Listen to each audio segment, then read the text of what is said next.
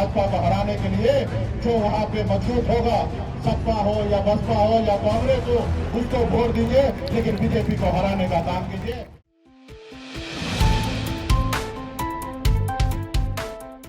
जो VIP party का जो निषाद समाज के हक अधिकार की बात है, उनको लड़ाई लड़ने के लिए आज मैदान में उतरे हैं।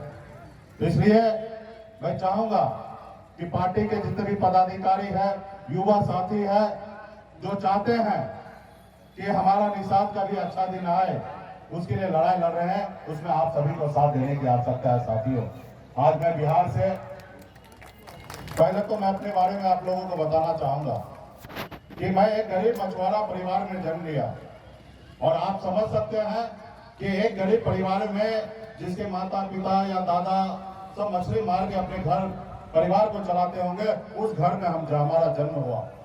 लोग कहते हैं ना कि हमारे घर में हजारों समस्या है, हमारे पास हजारों समस्या है, जहां हजारों समस्या है वहीं पे मेरी जन्म हुआ, और हमने हर तरह का अभाव को जिंदगी में जिया। और 18 साल की उम्र में, जिस उम्र में बच्चे को खेलना कूदना होता है, स्कूल कॉलेज जाना होता है, अपने परिवार के साथ रहना होता है, उस उम्र में हमने अपने घर को त्यागा और 2000 किलोमीटर दूर मुंबई जैसे शहर में मैं चला गया। मैंने वहां पे 900 रुपए महीने पे नौकरी किया, 30 रुपए रोज पे रोजगारी मैंने अपनी जिंदगी को जीने के लिए वहां पे मैं नौकरी करता था, मजदूरी करता था। और आप लोगों के आशीर्वाद से, अपनी मेहनत के दम पर, ईमानदारी के दम पर, अपने 10 साल 12 सालों में मुंबई जैसे शहर में मैंने एक निषाद का बेटा, मल्ला का बेटा, वहां पे हमने झंडा गाड़ दिया और एक बेहतर जिंदगी में जीने लगा। और मैंने बेहतर जिंदगी जीते जीते मैं जब बिहार आया, मैंने देखा कि लोग चांद पे घर बनाने के लिए सोच रहे हैं, लेकिन इस धरती पर गरीब समाज, पिछड़ा समाज, दलित समाज, निषाद समाज के लिए रहने के लिए घर नहीं है। इनके घर पे जाने के लिए रास्ता नहीं है, बिजली नहीं है, सड़क नहीं है, पानी नहीं है, हजारों समस्या वही का वही पड़ा है। मैंने देखा, मैं तो काफी आगे निकल चुका हूं, लेकिन अभी भी हमारा समाज बहुत पीछे रह गया, क्योंकि मैंने तो बचपन में गरीबी देखा था, उसके बाद मैंने मेहनत करके एक अच्छा जिंदगी में जीने लगा। और जब मैं पुनः अपने राज्य में मैं आया तो मुझे एहसास हुआ कि इनके हक अधिकार के लिए लड़ाई लड़नी चाहिए, और हमने 2014 से लगातार अपने समाज के लिए हक अधिकार की लड़ाई लड़ने लगे, और हमने हर नेता के पीछे घूमने का काम किया। 2014 में मोदी जी के पीछे, 2015 में भी उनके पीछे घूमा, 2017 में उत्तर प्रदेश में भी उनके लिए काम किया, और काश एक ही एजेंडा था कि आपके लिए हम काम कर रहे हैं, आप हमारे समाज के लिए भला कर दीजिए, आपके पास जो अधिकार है वो अधिकार हमारे समाज को दिला दीजिए, क्योंकि देश का प्रधानमंत्री तो आप ही हैं, और आप चाहेंगे तो निषाद समाज को हक अधिकार मिल जाएगा, क्योंकि निषाद समाज को आरक्षण चाहिए। ये हमारा मांग नहीं है, मेरा वाजिब हक है। बंगाल में निषाद के सभी उपजाति, बिंद बेल्दा, मुनिया, मला को आरक्षण मिल रहा है। आपकी दिल्ली में जहां संविधान बना, वहां पे निषाद के सभी उपजाति को आरक्षण मिल रहा है। आज उत्तर प्रदेश में भी हमारे निषाद के कुछ उपजाति को आरक्षण मिल रहा है, जैसे मझवार है या बेलदार है, ऐसे लोगों को आरक्षण मिल रहा है, लेकिन बहुत सारे उपजाति को आरक्षण नहीं मिल रहा। ये हमारा आरक्षण मिला हुआ है, सिर्फ कुछ राज्यों में लागू नहीं है, और ये किसको करना है? मोदी जी को करना है, देश में सरकार जिनका है उनको करना है। हमने उनके पीछे 4 साल बिताया, और जब चुनाव आता था तो उस समय उन्होंने का वादा होता था कि हम आपको आरक्षण करेंगे, आपके लिए काम करेंगे, अभी तो मेरी बारी है, हमें नैया पार लगा दो। जैसे आपके पूर्वज श्री रामचंद्र जी को नैया पार लगाए, उसी तरीके से हमारी नैया पार लगा दो, हम काम करेंगे। लेकिन चुनाव के समय याद होता था, चुनाव निकल गया, मुकेश सहनी कौन है, निषाद समाज कौन है, सारे भूल जाना। फिर मुझे एहसास हुआ कि जो काम उनको कह रहे करने के लिए, वो काम हम भी कर सकते हैं, सिर्फ उस जगह पहुंचने की आवश्यकता है। और उस जगह पे पहुंचने के लिए पैसे की आवश्यकता नहीं है। वहां पे पहुंचने के लिए हमें लोकतंत्र में वोट का अधिकार मिला है, और वोट से लोग वहां पे पहुंचते हैं। और वोट हमारे पास पूरे हिंदुस्तान में 15% वोट है, और हर वोट का एक ही ताकत है, चाहे मुकेश अंबानी का वोट हो या प्रधानमंत्री का वोट हो या गरीब का बेटा हो, उनका भी वोट का वैल्यू एक ही है। दुर्भाग्य की बात है कि वो वोट से दूसरे लोगों को हम राजा बनाते आए, अपने बेटा को राजा नहीं बनाए, इसलिए आज हमारा दशा ये है। और हमने निर्णय लिया 2018 में हमने पार्टी बनाया, हमने मजबूती से लड़ाई लड़ा। 2019 में यूपीए गठबंधन के साथ लड़े, चुनाव हार गए, परिणाम हमारे पक्ष में नहीं आया, लेकिन मेरा हौसला और बिहार के निषाद का बेटा का हौसला कभी गिरा नहीं, उसका आसमान पे चढ़ा। और फिर 2020 तक हम लोगों ने ऐसी लड़ाई लड़ा कि बिहार में निषाद का बेटा भले मुख्यमंत्री नहीं बना है, लेकिन निषाद का बेटा मुख्यमंत्री बनाया, नीतीश कुमार को बनाया और आपके पार्टी के समर्थन से बिहार में मुख्यमंत्री बनाया। ये आजादी के 75 साल के बाद पहली बार इतिहास रचने का काम बिहार के निषादों ने किया। अपने हक अधिकार के लिए संघर्ष किया, लड़ाई लड़ा, 4 विधायक बनाया। जितना हमारे 4 विधायक के पास पावर है, उतना ही बीजेपी के 74 विधायक के पास भी उतना ही पावर है, उससे ज्यादा नहीं है। आज वो भी सरकार से हटेगा तो भी सरकार गिरेगा, और 4 वाला भी हटेगा तो भी सरकार गिरेगा। ये ताकत बिहार में निषाद समाज ने अपने पैरों पे लिया है। और बहुत ही अच्छे तरीके से मुझे याद है कि उत्तर प्रदेश में भी निषाद समाज अपने पैर पे खड़ा हुआ। मैंने बहुत कुछ उत्तर प्रदेश में निषाद भाई से मैंने सीखा, और उसी के दम पर हमने बिहार में अपने सत्ता को हासिल किया। यहाँ पे जो आपके डॉक्टर संजय निषाद जी, जो हमारे समाज का ही बेटा है, जब वो जेल में थे तो मैंने पहली बार बिहार से आके उनसे मिला, और जेल से बाहर निकालने में जितना प्रयास करना था मैंने करके उनको बाहर निकालने का काम किया। उसके बाद उनको, आप सबको पता होगा, चंपा देवी पार्क में रैली हुआ था, हमने रैली करवाने का काम किया, उनको साथ लेकर आगे बढ़ाने का काम किया। लखनऊ में भी रैली करने का समय आया तो लखनऊ में भी रैली करके उनको आगे बढ़ाने का हमने काम किया, क्योंकि हमें लगा कि हम बिहार में मजबूत होंगे, हमारा भाई, हमारा बेटा, समाज का बेटा उत्तर प्रदेश में भी मजबूत हो, और हम सब मिलकर लड़ाई लड़ेंगे। एक न एक दिन दिल्ली में हम लोग अपने फतेह को हासिल करेंगे, अपनी कामयाबी को हासिल करेंगे। मानते हैं कि एक बार गलती होगा। 2018 में आपने साइकिल पे चढ़ गया, हमें कोई एतराज नहीं है कि चलो साइकिल पे चढ़ गया, आपने बेटा को सांसद बनाया, चलो एक बार हो गया।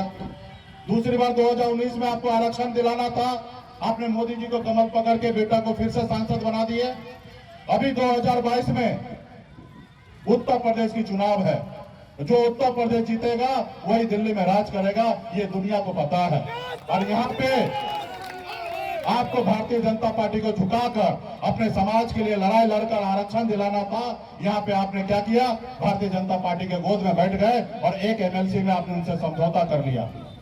उसके बाद आपने, आपके 10 को टिकट भी मिला। आप बता दीजिए किस निषाद को बेटा को, किस पार्टी के कार्यकर्ता को आपने टिकट दिया। आपने बाजार के जैसे बाजार में जैसे बिकता है ना, उसी तरीके से आपने टिकट बेचने का काम किया। पूरे हिंदुस्तान के निषाद को बेटा को पता है। यहाँ तक अपने बेटा को भी आपने बीजेपी से विधायक बनाने का निर्णय लिया। आज आपका सांसद विधायक को जीत के जाएगा, आपके विधायक दल का नेता कौन होगा? दूसरे समाज के लोग होंगे। जिस समाज से आपका लड़ाई है, हक अधिकार की लड़ाई है, आपने उन्हीं को बनाया। 5 ब्राह्मण समाज को आपने टिकट दिया, 4 आपने ठाकुर समाज को आपने टिकट दिया।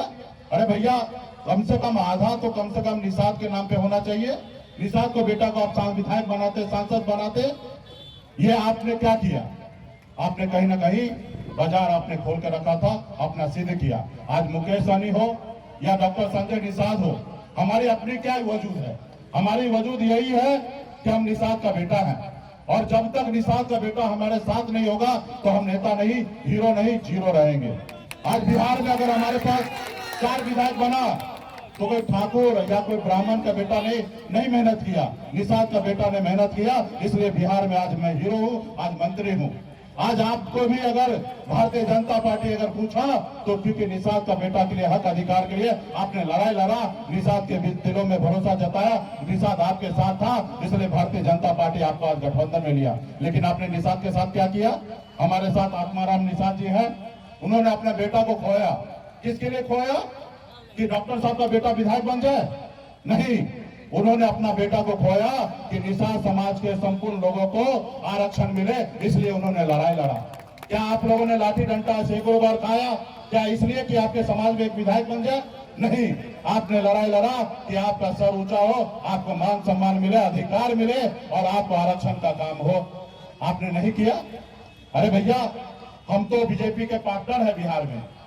हमारे तो इतनी अच्छी दोस्ती रहने के बाद भी हमने 2 जुलाई को हमने बिहार से उत्तर प्रदेश में पार्टी लॉन्च किया। और आप सब युवाओं को पता होगा, हमने एक नारा दिया था, आरक्षण नहीं तो गठबंधन नहीं, और गठबंधन नहीं तो वोट नहीं। ये नारा हमने दिया है। उसके बावजूद भी आज भी हम उस नारे पे कायम है और टिके हुए हैं। पूरे उत्तर प्रदेश में घूम घूम के लड़ाई लड़ रहे हैं। आज 102 कैंडिडेट को हमने उतारा। सरकार सिस्टम के द्वारा हमारे बहुत सारे प्रत्याशी को पर्चा खारिज करा दिया। उसके बावजूद भी आज भी हम 55 से 60 सीट पर चुनाव लड़ रहे हैं और मजबूती से दम खम से लड़ाई लड़ रहे हैं और वहां पे जा रहे हैं। और एक एक निषाद के बेटा को, एक एक सन्नत बंदा को कह रहे हैं कि आपको आरक्षण चाहिए, आपके आने वाले पीढ़ी का हक अधिकार चाहिए, तो आपको लड़ाई लड़ना पड़ेगा, सर पे कफन बांधना पड़ेगा। और वहां पे जहां आप चुनाव लड़ रहे हैं, वहां अपने प्रत्याशी को जिताइए, लड़िए। जहां आप चुनाव नहीं लड़ रहे हैं, वहां पे भाजपा को हराने के लिए जो वहां पे मजबूत होगा, सपा हो या बसपा हो या कांग्रेस हो, उसको वोट दीजिए, लेकिन बीजेपी को हराने का काम कीजिए। जब तक बीजेपी हारेगा नहीं, तब तक आपका आरक्षण 2024 में नहीं होगा साथियों। क्योंकि आप सबको पता है कि देश का चुनाव 2024 में होगा। मोदी जी के लिए देश में एक राज हार जाएंगे, एक जीत जाएंगे, उसके लिए कोई फर्क नहीं पड़ेगा। लेकिन जब देश की बात होगा, जब दिल्ली की लड़ाई होगा, उसको पता है कि अगर निषाद समाज हमारा साथ नहीं दिया तो हम पूरे देश से हम उखड़ जाएंगे और दिल्ली का तख्ता हमारे से छीन जाएगा। इसलिए आने वाले समय में आपको दिखाना पड़ेगा अपना ताकत। आपने देखा होगा, पश्चिम में हमारे किसान भाई ने आंदोलन किया कृषि कानून बिल वापस लेने के लिए। 1 साल तक डटे रहा। जब उत्तर प्रदेश का चुनाव का समय आया, लगा कि नहीं, किसान भाई विरोध करेगा और यहाँ पे विरोध करेगा तो शायद उत्तर प्रदेश का सरकार चला जाएगा। किसान भाई के सामने में घुटने टेका और झुका और कृषि कानून बिल को वापस लिया। और आज देखिए कृषि कानून बिल वापस हुआ साथियों। आज उसी तरीके से आपको भी लड़ना पड़ेगा। उत्तर प्रदेश में एक एक वोट वीआईपी के पक्ष में गिरे या नहीं तो बीजेपी को हराने के लिए, चाहे वो सपा हो या बसपा हो या कांग्रेस, उसको जिताइए और मजबूती से लड़ाई लड़िए साथियों। आज हम पूरे बिहार से आपके हक अधिकार के लिए लड़ाई लड़ने के लिए आए हैं। आज हमें क्या जरूरी है? आज क्या मुझे यहाँ विधायक बनना है? क्या मुझे सांसद बनना है? क्या मुझे मंत्री बनना है? ऑलरेडी मैं बना हूँ। और मेरी लड़ाई तो देखिए, मैंने बिहार में कैसी लड़ाई लड़ा। हम चुनाव हारने के बाद भी बिहार में हम मालिक है, मंत्री हैं। ये हमारी ताकत है। आज बिहार में हर एक योजना निषाद समाज के हक अधिकार के लिए चलाया जा रहा है। आपको बिहार में गंगा जी में अगर मछली मारना है तो फ्री फिशिंग है। एक भी आदमी को 1 रुपया देना नहीं है सरकार को, और फ्री में मछुआरा भाई मछली मारता है। लेकिन आपके उत्तर प्रदेश में सरकार को पैसा देना पड़ता है, पट्टा लेना पड़ता है, तब जाके मछली मारेंगे। आज आपके गोरखपुर में मैंने देखा, बड़ा झील है, 22 करोड़ रुपया 5 साल में ले रहा है। और इतना ही बड़ा झील हमारे बिहार में है, हमने 1 रुपया भी मछुआरा से नहीं लेते।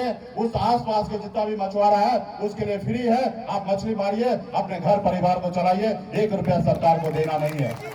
बिहार में जितने भी बड़े बड़े झील है, सब सरकार की तरफ से फ्री किया गया।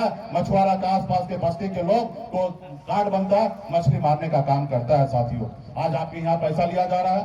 यहाँ पे आपके एक एक तालाब को डाक करके जिसके पास ज्यादा पैसा है, बोली लगता है, वो आदमी को ही वो पट्टा मिलता है, वही उस तालाब का मालिक होगा। लेकिन बिहार में सिर्फ मछुआरा का बेटा होगा। सरकारी रेट पे उनको हम तालाब देते हैं, समिति के साथ बंदोबस्ती करते हैं, वहां पे डाक नहीं होता। सरकारी रेट पर 1 हेक्टेयर तालाब का है, सिर्फ 500 रुपया सालाना पे उनके साथ हम बंदोबस्ती करते हैं। ये हमारी बिहार में पॉलिसी है, क्योंकि वहां पे आपकी अपनी सरकार है। आज बिहार में जो भी बजट बनता है 2.25 लाख करोड़ का, उस बजट बनने के समय में 4 अगर पार्टी बैठता है तो उसमें एक पार्टी आपका समाज का बेटा मुकेश सहनी भी बैठता है, अपने समाज के हक अधिकार के लिए लड़ाई लड़ता है। वहां पे एक एक योजना पे 90% तक हम अनुदान देते हैं। अगर किसी मछुआरा को अगर 20 लाख रुपए का अगर गाड़ी खरीदना है तो सिर्फ 2 लाख रुपया भरना पड़ेगा और 18 लाख रुपया सरकार देगा और उनको 4 चक्का गाड़ी उनको मिलेगा, ताकि मछली इधर से लेकर दूसरी जगह पहुंचाने का काम करेगा। अगर वहां पे पशु पालना है, किसी मछुआरा का बेटा को 4 पशु मिलेगा, 3,34,000 रुपया का 4 पशु होगा, सिर्फ उसमें 34,000 रुपया भरना है, बाकी का पैसा 3 लाख रुपया सरकार भरेगा। ये स्कीम हमने चला रहा है। और ये क्यों कर रहे हैं? क्योंकि वहां पे आपकी अपनी सरकार है। तो इसलिए साथियों, आप लोगों को मजबूती से पार्टी के साथ खड़ा होना पड़ेगा। आज आपका और हमारा क्या है? आज मोदी जी ने क्या कहा कि 2 करोड़ युवा को रोजगार देंगे, लेकिन हमें क्या मिला है? हमें घर पे 5 किलो चावल दे रहे हैं और पूरे गांव में घूम घूम के कह रहे हैं कि मोदी जी आए तब ना चावल मिल रहा है। अरे मोदी जी, चावल नहीं चाहिए, हमारे भाई को, बेटा को नौकरी चाहिए। हमारे भाई बच्चे पढ़े, उसके लिए अच्छे स्कूल की व्यवस्था हो। हमारे भाई बच्चे को अच्छा स्वास्थ्य चाहिए, आपके 5 किलो चावल नहीं चाहिए। ये चावल भी तो ये देश का जनता का है। क्या मोदी जी के चावल है? क्या योगी जी के चावल है? ये देश का संपत्ति है, देश का जनता का है। पूर्व का सरकार कहते कि नहीं दे रहा था चावल। अरे भैया, पूर्व का सरकार नहीं दे रहा था चावल तो आपके लिए रेलवे बनाया। पूर्व की सरकार नहीं दे रहा था तो आपके बच्चे के लिए हॉस्पिटल बनाया। पूर्व की सरकार नहीं दे रहा था तो आपके बच्चे के लिए अच्छा स्कूल बनाने का काम किया। आप क्या कर रहे हैं? आज जितने भी प्राइवेट, जितने भी सरकारी संस्था है उसको बेच रहे हैं या सरकारी लीज पे दे रहे हैं। एक एक आदमी को, बड़े बड़े आदमी उद्योगपति का हाथ में दे रहे हैं। और आप 5 किलो चावल में लोगों को गुमराह कर रहे हैं। हमें चावल नहीं चाहिए, हमारे बच्चे को नौकरी चाहिए। जिस रोज भी हमारा बच्चा पढ़ लिख कर काबिल हो जाएगा, नौकरी पालेगा, वो अपना घर परिवार को बेहतर चलाएगा। एक इंसान को चावल ही नहीं चाहिए, उनको कपड़ा भी चाहिए, उनके घर में रहने के लिए अच्छा घर चाहिए। सारे चीज का व्यवस्था आप करके दीजिए, लेकिन वो नहीं करेंगे। खाली चुनाव के समय में आप चावल बांट के लोगों के बीच में कहेंगे कि हमने चावल बांटा, दाल बांटा, तेल बांटा, ये कहेंगे तो कहीं ना कहीं गरीब समाज के, पिछड़े समाज के लोग कहीं ना कहीं गुमराह होते साथियों। इसलिए इस देश में जो लोग सत्ता के पास आया वो देखिए वो कितना मजबूत हुआ। बहन मायावती सत्ता के नजदीक आया, कई बार मुख्यमंत्री बने, उनका समाज के लिए कितना अच्छा काम किए। मुलायम सिंह यादव जी ने सत्ता के नजदीक आए, पावर में आए, अपने समाज के लिए, सभी के लिए कितना काम किए। लेकिन भारतीय जनता पार्टी को हमने लाके क्या किया? हमने तो सोचा अच्छा दिन आएगा, निषाद को आरक्षण मिलेगा, लेकिन क्या हुआ? 10% असामान्य वर्ग को आरक्षण दिया। मैं किसी जाति विशेष के लिए मैं विरोध नहीं करता हूं कि 10 लाख आरक्षण आपने क्यों दिया, लेकिन मैं ये सवाल जरूर करता हूं कि 8 लाख कमाने वाला अगर ठाकुर का बेटा अगर गरीब है तो क्या 2 लाख कमाने वाला निषाद का बेटा गरीब नजर नहीं आ रहा? अगर उनको आरक्षण दे रहे हैं तो निषाद के बेटा को क्यों नहीं आरक्षण आप दे रहे हैं? आप इनको भी दीजिए। हर जाति धर्म के गरीब जो लोग हैं उनको आप दीजिए। मेरा मानना है कि देश का खजाना, चाहे राज्य सरकार का हो या केंद्र सरकार का खजाना हो, उसमें पहला अधिकार गरीब का होना चाहिए, चाहे जिस जाति का क्यों ना हो। लेकिन आपको पक्षपात करके नहीं करना पड़ेगा।